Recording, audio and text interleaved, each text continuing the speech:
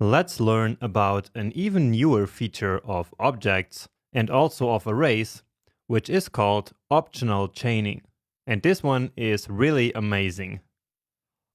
So let's say that we wanted to get the opening hours of our restaurant for Monday. So let's quickly check that. So restaurant.opening hours, and then since we are checking for Monday, let's try .mon, so which could stand for Monday. Now actually this property doesn't exist. So you see that this is undefined, right? But let's pretend that we do not know whether this restaurant opens on Monday or not. And that could be the case, for example, if this data came from a real web service, so a web API. And in that service, there could be multiple restaurants and not all of them would open on Monday. And so we had no way of knowing if this particular restaurant would open on Monday or not. But now let's go even further, because we actually want to know exactly the hour on which the restaurant opens on Monday. So let's see what we get. And now we do actually get an error, because the result of this was undefined, and then undefined.open is really an error. So that's the error that we get here. So in order to avoid this error, we would first have to check if this here actually exists. So we could do something like this. If this property exists, basically, then do this. Or we could also use a logical operator, as we already learned, but this here is a bit more readable. All right. So if we did the same for, let's say, Friday, then we already know that Friday exists, and so this would then work, and it would be 11. But let's focus here on Monday, which is the day that doesn't exist. And so now at least we got rid of our error here. So it's not a big deal to having to add this logic here, but it does make our code a little bit more unreadable and more messy. However, this is checking just for one property, so just for Monday. But now imagine that opening hours here would also be optional. Or in other words, that maybe the restaurant object can also not have opening hours. So in this case, we would have to check for both, right? So we would have to do if restaurant.opening hours exists, and if restaurant.opening hours.monday exists, well, only then log the opening hours to the console. And this can get out of hand pretty quickly when we have deeply nested objects with lots of optional properties. And sometimes that happens in the real world. And so therefore, ES 2020 introduced a great solution for this, which is a feature called optional chaining. And with optional chaining, if a certain property does not exist, then undefined is returned immediately. And so that will then avoid that kind of error that we saw earlier. And this is how it works. So let's recreate it now with optional chaining.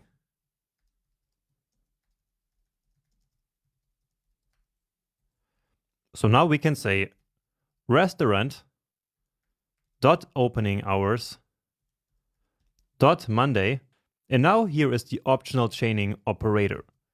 So instead of just a dot, we use question mark dot and then open. Okay, so here is how optional chaining works. So only if the property that is before this question mark here, so only if Monday exists, then this open property will be read from there. All right, but if not, then immediately undefined will be returned. And exists here actually means the nullish concept that we already talked before. So a property exists if it's not null and not undefined. Okay, so if it's 0 or the empty string, then it still exists, of course. So if we try this now, then we get undefined. So that's exactly what I was saying. And let's just, again, recreate it here without the optional chaining, just to see the error again. And so here we would indeed get the error. Again, because all of this here is undefined, and then we read open here from undefined, which doesn't work. But here, this next operation of trying to read open only happens if all of this here actually exists.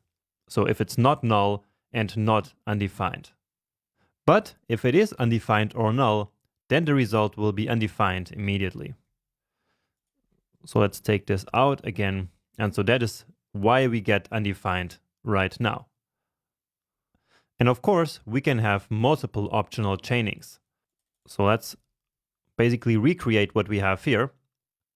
So in this example, so here we are testing for both opening hours and for Monday.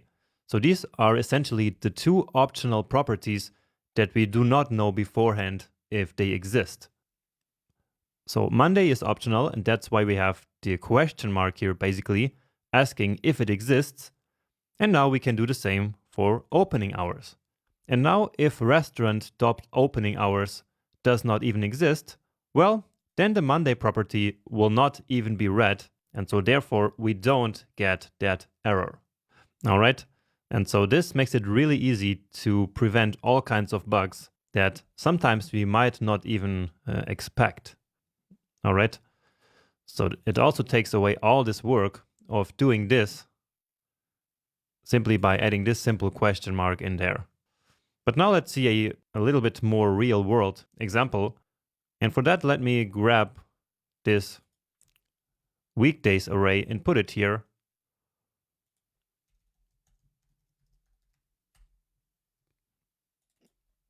Let's just call it days here, so it's not the same variable.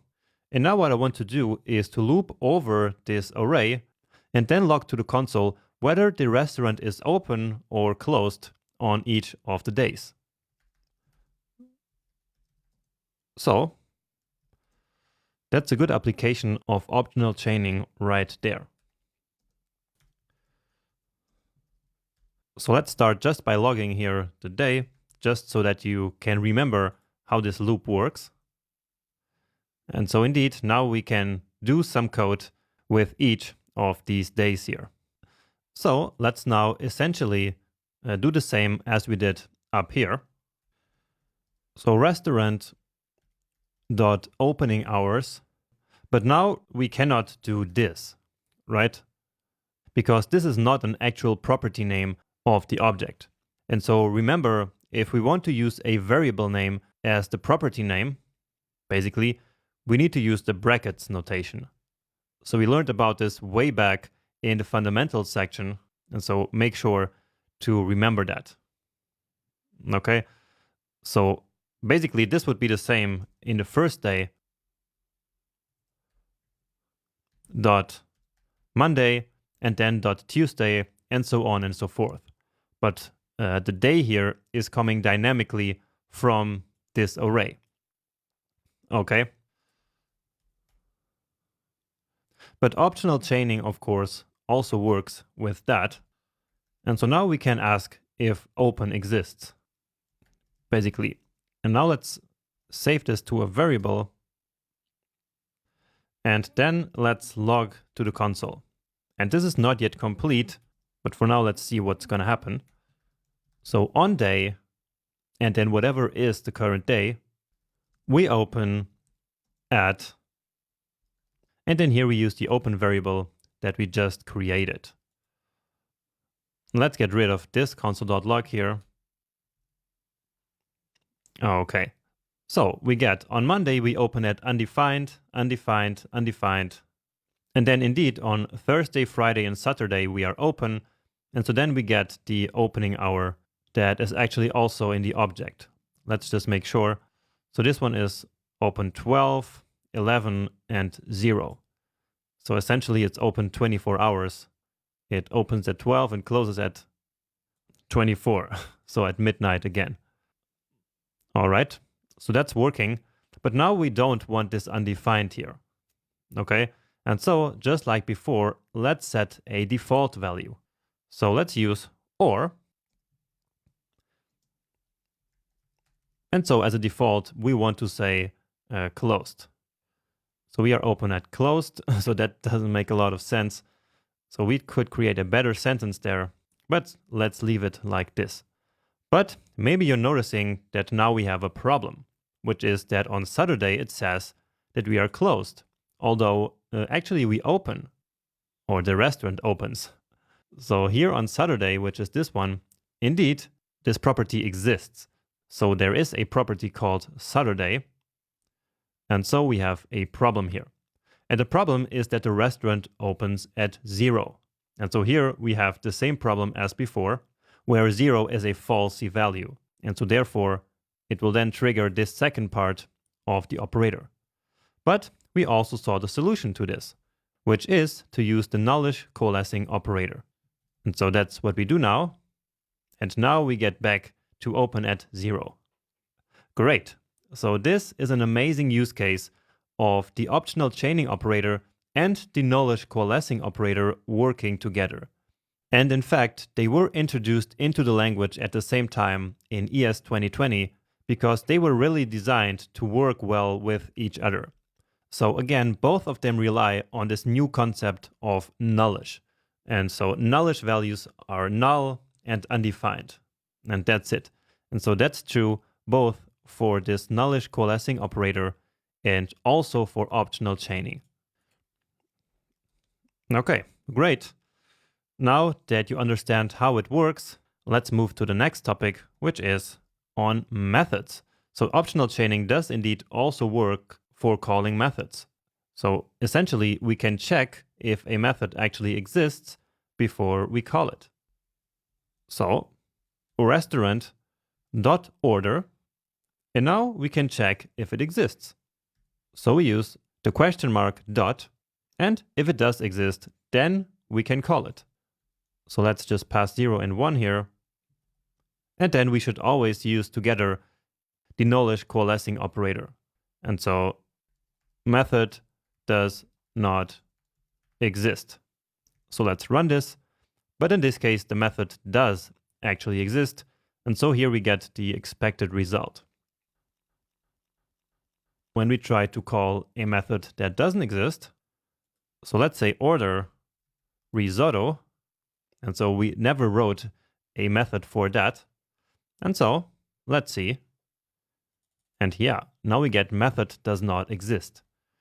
And so just like before, this optional chaining operator will check if order risotto actually exists. And if it doesn't, well, then it will immediately return undefined. And so all of this then returns undefined. And so here in the nullish coalescing operator, we immediately go to that second operand. So that's this one here. And yeah, then that's the result of this whole operation.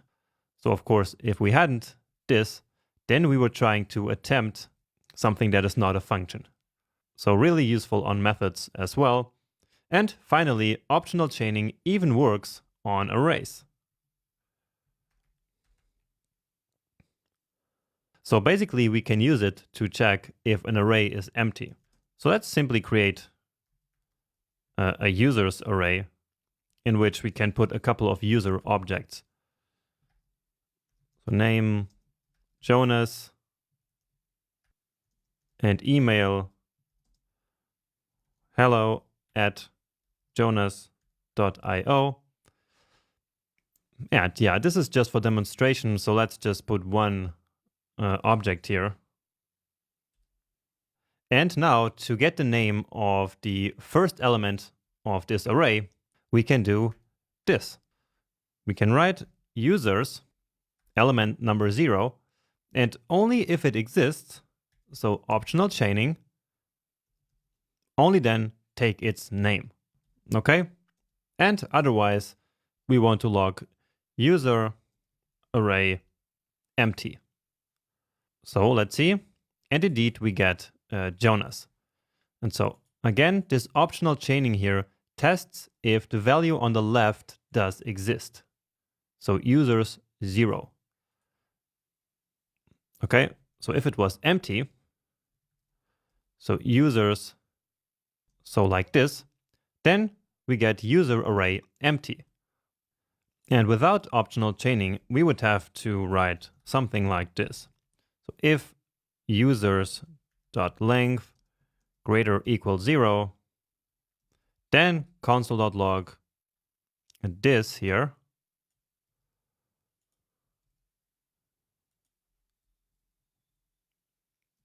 and else console.log user array empty. All right. And so that looks like a lot more work than what we just have up there. So here we don't need to do any check. So that's a lot better. And so now in both cases, we get Jonas.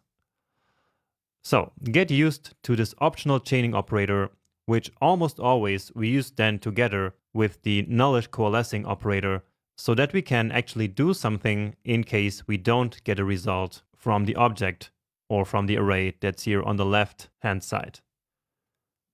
All right, and with that being said, I see you in the next video.